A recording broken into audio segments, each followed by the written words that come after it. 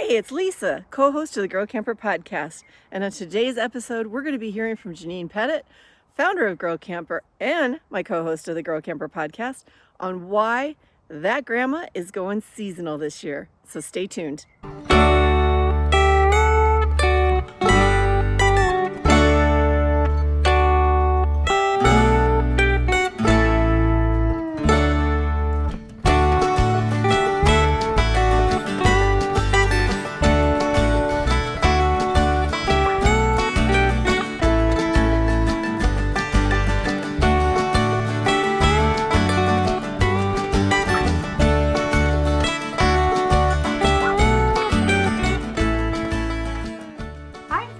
I'm Janine Pettit, Girl Camping Ambassador, Editor-in-Chief of Girl Camper Magazine, adventurous and podcaster, and this is episode 219 of Girl Camper, the podcast. Well, as you can see, I'm not in the podcast studio, so it is pouring sideways rain in New Jersey today, and I have a lovely podcast studio down in my basement, but I cannot get my sump pump to stop going on, and it's hardwired and I can't turn it off because I might forget to turn it back on and then I'd have a flood. So anyway, I'm up here in my office sitting on a little stool just talking to you about seasonal camping. And first, I want to say thank you to everybody. Thank you to everyone who wrote in and made comments on our YouTube video last week. I had so much fun with Lisa. We are both so excited to be back in the saddle. I can't even tell you how much I've actually missed the podcast. And now that I'm doing it again, it's very exciting and there's so much to talk about. Today, though, before we jump into our topic, I want to send out my condolences to the Butler family. Lynn Morris Butler from Setzer's World of Camping in Huntington, West Virginia, passed away last week. She was a champion of Girl Campers, a friend to the whole RV industry and world. She was the best woman for everybody, not just for women. Reading all of the things online about Lynn this week, there wasn't anything she wouldn't do for anyone. She was one of our original hosts of Camper Colleges. We had a Camper College every March in West Virginia, and she wouldn't just host us for Camper College. She always made a big camping trip around it. We had so much fun down there. I had the pleasure of catching up with Lynn about a month ago on the phone. We chatted for an hour and just really reminisced and laughed our heads off, and I just treasure that hour I had with her. She was pretty sick, but very hopeful. She died from a lung disease that was made worse by COVID and a round of chemotherapy for breast cancer, which she survived and then succumbed to damaged lungs. But anyway, hopeful to the last minute, full of joy, worrying about everyone in her family and not herself. And that was the Lynn we knew. So if you are stopping by Setzer's World of Camping in Huntington, West Virginia, express your love for Lynn to her family, who are going to miss her so much, and I am going to miss her too. So until she's with us again in that great big campfire in the sky, I wish her happy trails. Okay, so here's what I want to talk about this week. I want to talk about seasonal camping. And I want to start by going backwards a little and sharing with everybody my own personal experience of camping. So a lot of people who are longtime listeners of the original Girl Camper podcast know my backstory. So I'm going to give you the Reader's Digest version of it. I married a non-camper. He didn't like camping. I decided one day to do it by myself. And when I got out there and started camping, I saw a lot of people doing things that weren't so safe. And I started writing a blog about that. And that blog turned into the podcast, and that podcast turned into our Girl Camper Guides, 30 Girl Camper Guides all over the country now, hosting events, and the Girl Camper Magazine, award-winning magazine. But where it all started was me just saying, you know what? I don't need a man to go camping. I don't need a partner of any kind to go camping. I know how to hitch up a trailer and tow, and I can do it, and I can teach other people to do it. When my youngest graduated from high school in, I think, 2017, I should know that number right. I think it was 2017. I took off like it was a jailbreak. There was a 13-year age span in my kids. So when she was a senior, it was my 27th year in a row of back to school night. And when she graduated, I took off. I went to Tetons. I went to Glacier. I went to the Grand Canyon. My friend Mary and I took an epic road trip, just the two girls, her and her camper, me and mine, did all the towing myself. I just took off. I went to Texas for 5 weeks. I always wanted to see the bluebonnets, and I did it, and I just wandered the country and the Outer Banks in the Southeast and Charlottesville. It's just so much fun. And I think I figured it out one time. In about a 4 or 5 year period, I did about 75,000 miles of solo women traveling. And let me tell you, it was a blast. And then COVID hit and, put the skids on everything. Now, a lot of people camped during COVID. I really didn't. I stuck close to home. I had COVID very early, way in the beginning, when nobody even knew what it was. I was sick as could be, and it wasn't really being talked about. So I don't know how I got it, but I survived it. But I was really sick, and it made me very cautious to even go to campgrounds. And I stuck pretty much close to home. So when the world opened up again and we started camping again, I started plotting trips, and they were very close to home though, because there were some big changes in my life. And one of them was that I became a grandmother for the first time. So my oldest little granddaughter, we call her Miss Bliss. Miss Bliss is just turned 2 last week.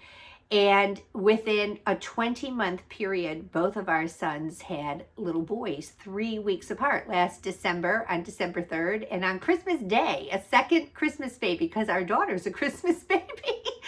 And so in 20 months' time, we had 3 grandchildren. And it changed the way I think about how I want to spend my free time. So at Girl Camper, you see the magazine behind me. I work full time. It's a full-time job now, which is sort of ironic because I've spent my entire life trying not to work full time. And now I work, honestly, 50 hours a week. So when it comes to the weekend, I'm just like, what campground is an hour from me? And I also moved. I downsized from the big house we raised our kids in, and I live in a townhouse now, and my camper's not in the driveway anymore. So when the weekend comes, I got to try to cut out early on Friday. I've got to get down there. I got to bring it home from storage. I got to vacuum all the dead bugs out of it. There's no place to plug it in the night before anymore and get the fridge cold. So that's a change for me. It's just an added thing. So last fall, I was camping down at Spacious Skies Campground, and you've got to look up Spacious Skies. We're going to have Allie from Spacious Skies on the podcast because she bought her first campground, she and her husband, during COVID, and they just have a different way of approaching camping. And I love this little campground down in South Jersey, Country Oaks, and I was down there. It's an hour-and-a-half ride for me, so I feel like I'm out of Dodge, but I'm close by. It's not like hours and hours, and it's a beautiful backcountry road drive, through the blueberry farms and the farm stands of New Jersey, which is the Garden State. It's a beautiful, beautiful drive, and I can feel myself coming down. By the time I get there, I'm like, whew, this feels great, right? So I was walking around that campground last fall, and I was looking at all the seasonal sites, and I'm watching these people just pull up, unload their car, put their slides out, start a fire. And I started thinking to myself, this is it for me. This is the time to make the switch. I don't want to spend that juice anymore at the end of the week. But the main thing I have for myself is that I want those grandbabies outside. I want to walk in nature with them. I want to hold their pudgy little hands and look for crickets and pick up rocks and throw pebbles in streams and go to the pool and ride their little bikes on the campground driveways. And I started thinking, wow, if I took a seasonal site here, this is only an hour and 10 minutes from both of my sons who live like 5 minutes apart from each other. And then I thought, I'm going to do it. And I literally I walked down to the office and I said, do you have any seasonal sites for next year? And they only had 2 left. So I jumped on it and I wrote them a check on the spot. And I said, you know what? After all the traveling I've done over all the years, I am not ready to give up camping, but I am ready to give up the hitching, the towing, the pulling, the leveling. that I can let go of. I just want to be at the campground outdoors, and I want to be with those kids. And there isn't a national park or a waterfall that is more engaging to me than their sweet little faces. So I just thought it's the season in life for me to go seasonal, but I wanted to talk to everybody about other reasons people have for going seasonal. And some of them are mine too. My big one, not gonna lie, is those babies. Got to get my hands on them. It's different too. Like my kids, thank God, are close by, and I can run over and see them every single day. And I do. Every couple times a week, I'll see them and visit for an hour and go home. That is not the same as when you're at the campground and you wake up and they're there in their jammies and grandma's making pancakes and everybody's outside and they fall asleep in your arms around the campfire. It's a different thing. And so it's even cooler when you're a local grandma to be able to get those weekends and overnights and all times of the day and night with them, which is something I don't experience normally. So that's a cool thing for me. So one of the reasons I started thinking about seasonal, what are other people's reasons for seasonal? And some of these are mine. So number one, vacation home. Now, like the rest of the country, the real estate prices have absolutely gone through the roof. And I always thought that at this stage of my life, when I got rid of the big house, that we would take that leftover money, because we knew we were going to buy something so much smaller and less expensive. And we thought, well, wouldn't it be great to have a little house in the Poconos or have a little beach shack down on the bay or what? Forget about it. Broken down shacks that need tons of repair are now $600,000. And when you think that you can get a seasonal site in a campground near a tourist spot that you love, so let's say you love Cape May, you love the beach, you love whatever is near you, the cost of a vacation home there is extraordinary and out of most people's reach. But if you took a seasonal site at a campground in a resort area, what you pay for that seasonal site is less than you would pay for property taxes on any house. Never mind mortgage and maintenance and utilities and all that other stuff. And the worry that you have over it. If a hurricane's coming, I could go down to the campground and tow my fifth wheel, inward. I'm not going to be worried about whether or not it's going to stand the storm. So it's a great way of being able to afford a vacation home if that is just out of your reach, which it is for most people. So I love the idea that that is a vacation home.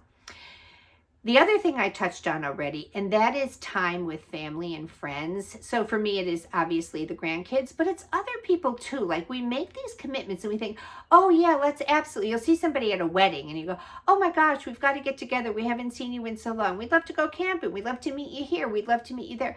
Honestly, it doesn't happen. It's hard to pull things together these days. We're in a very, very rush, busy kind of world. The whole idea for me of having a seasonal site was to buy a unit, and I'm going to tell you about that in a minute. I wanted something that would sleep like 10 people. I wanted to pack a crowd. To have something that everybody could pack in, but also if you're inviting people to come down and visit with you and they want their own space, the fun thing about a campground is most of them have cabin rentals and they have seasonals that might be rented out to people. They could do a tent. They could have a RV share brought over. So you're not stuck hosting everybody if you don't want to do that. It's a great place to gather people. And there you have. You've got someone who's maintaining a pool for you, who's bringing in food trucks on the weekend. The entertainment is built in, So I love the idea of having a seasonal site and being able to really spend time with friends. And there's something about the campground too. If you meet people at a hotel or you're like, let's all go to this resort or let's rent an Airbnb, there's a lot involved in that, in which you are trying to manage restaurants, reservations, things like that. It's still like you're in the world. There's something about getting to a campground where campgrounds are chill. I mean, you're there to do nothing. You don't feel like I got to go to this museum. I got to go down to this thing. We got to walk to the lighthouse. it's okay to go to a campground and do nothing but sit around a fire with a stick with a hot dog on it or a marshmallow on it and just chill out, read a book. It's the whole invitation is to be there to relax and do whatever you want. So I love the idea of being able to spend that time with family and friends. Another big thing for me was the ease of the whole thing. So like I said in the opening, to me, at the end of a work week, it feels like so much. Like the whole idea, I'll be thinking on Thursday, I just want to get down to the campground. And then I'm thinking, I still have to return this phone call. I still have to finish writing this. I still have to edit this thing. There's always something that's pending, right?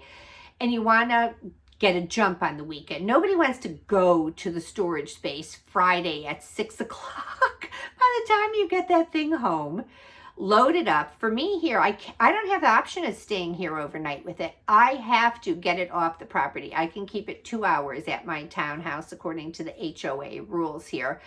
So if I don't get that thing loaded up till 8 o'clock at night, and I don't get down to the campground till 10 o'clock at night, and then I'm setting up in the dark, it all begins to feel like too much. So I love the idea that with a seasonal site, the thing is set up. Now, what I've been told, and this is all new to me, is the one thing you don't do with a seasonal site is leave your slide outs out. They have to be brought in every weekend when you leave. But you leave it plugged in. The refrigerator is on. You get down there, it's cold. You throw a few groceries in there. You can keep groceries in there because you're coming and going. And I love the idea that I can just get in the car and I could keep clothes down there. I mean, literally just get in the car and drive down there, get to the campground, open the slides, and you're there. Go outside, start a fire, and wake up Saturday morning and be ready to start the weekend. So the whole ease of the whole thing to me looks very appealing right now, because working full time and trying to get in all the things you want to do, and you know, it's so easy to push that button where you go, we're not going to go this weekend. And I've done it. I've done it a lot of times. We're like, yeah, I want to camp, but I'm not going to. So the ease of use. Okay, the other thing, if you have teenagers, this becomes a problem. I look around at my friends and I think, when did you stop camping? As a family, the family I grew up in, we stopped camping when the kids hit high school because they have summer jobs. Okay, and you want your kids to have summer jobs. You want them, you know, it's not a country club. You want them to have responsibility. You want them to have summer jobs. So the weekend camping trips to 2.5 hours away aren't a thing anymore. So one of them has to work Saturday from 9 a.m. to 2 p.m. If you take a seasonal site that is sort of like within an hour of your house, one parent can run back and get the kid. If the kid still has a driver's license, he can work his shift and go to the campground. The rest of the family doesn't have to stop camping. So it's a great way to stay camping through those transitional years. And I can only tell you this anecdotally. When I ask people, when did you stop camping? It always is the same thing. When we got into high school, you got band, you got football, you got all these things. But if you have a seasonal site nearby, you can keep that going a little bit longer for your family, and maybe just keep it going all along. So that's an idea.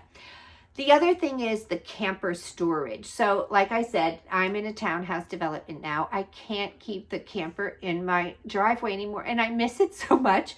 I can't even tell you how much driveway camping I did. Just when I wanted to get out of the house, I would go outside and just go, you know what, I'm just going to sit in my camper today. I would literally turn on the propane, turn on the burner, cook myself a grilled cheese, turn on the kettle, make a pot of coffee. Just the smells in there, laying in my bed, turning on my fake fireplace, and just really enjoy a day in the driveway. And I don't have that anymore. Where I live in central New Jersey, the storage space near me was $200 a month. I found something better. A friend of mine lives in a retirement community, and I store my camper at her place, and I only pay $40 a month for it, which is so cheap for where I live. But the gated, locked, cameraed, secured place by me is $200 a month. So if you're spending $2,400 a month just to store the thing, You could deduct that from the cost of a seasonal site. And I did some calls anywhere from $4,000 to $6,000 depending on the kind of amenity. So let's go in the middle and say you got a $5,000 a year site and you take $2,500 off of that because you're paying that for storage anyway. Now, in Country Oaks, where I took my seasonal site, they do not charge you, seasonal people, to leave your camper there all winter long. So I'm paying that one fee minus the big storage fee that I would have been paying. And I can keep it there all winter long, and there's people on site. It's safe. So storing your camper, it's a very big thing. And when you can get that included in your seasonal site, that's big. The other thing about using it as a vacation home, let's just say you're in a marriage in which he's beach, you're mountain, and you're gonna make a compromise, right? If you have a seasonal site and you purchase a fifth wheel or something large that the whole family could use, you can keep that down at the beach for a couple of years, and you could even move it to a different spot at the beach. Every year you could say, I'm going to go a little further north, or, here's a spot. Let's try a place with more amenities. Let's go a little more rustic. I love the fact that you have a seasonal home and it's movable. So if you did the beach for a couple of years and then said, we're going up to the mountains for the next couple of years. So you have a vacation home. And when you want to move to a new site with your vacation home, you don't have to list it, pay a commission, take a deduction on it. You could just pick it up and move it to a new place. Okay, last thing on my list, I look at the trailer as kind of a bonus room. So the RV that I am taking is down an hour and a half from my house, maybe an hour and 25 minutes from my house, only an hour and 5 minutes or so from the kids. It's a very nice drive too. The thing about the camper is it's kind of a bonus house, especially when it's less than 2 hours from you, and an hour and a half in my case. When someone's sick, send them to the camper. Take that cold, take that germ, go down to the camper and stay there, or you go and get away from the sick person. When there's a work project that I just have to get done, let's just go down to the campground and get that thing done. Just buckle down, hands to the plow. Let's get this project done. It's like a timeout. I love the idea that I'm going to be able to use this during the week, because in the off season, when the campground school is still in play, so it opens in April, doesn't close till end of November. When school's there, it's so quiet during the week. I love the idea of being able to go down there and use it during the week when it's not full of kids and it's just a peaceful little retreat. And so that is a little bonus room. The other thing is, when you have company or something like that, it's just great to put the spillover down there. Say, hey, I can take 3 at the house, and who wants to take the camper? So it's just a bonus room, and I'm really looking forward to have that kind of spillover space. I'm looking forward to using it as a kind of a remote office. So those were some of my reasons for going seasonal. I hope they resonate with some of you.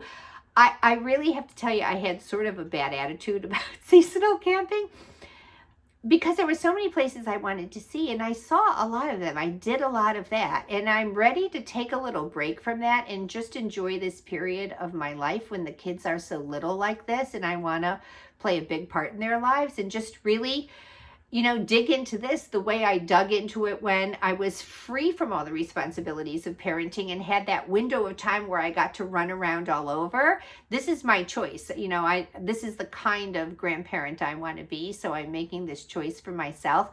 But even if you're not a grandparent at all, there comes a time where maybe you just need to give yourself permission to just be outdoors and not necessarily travel.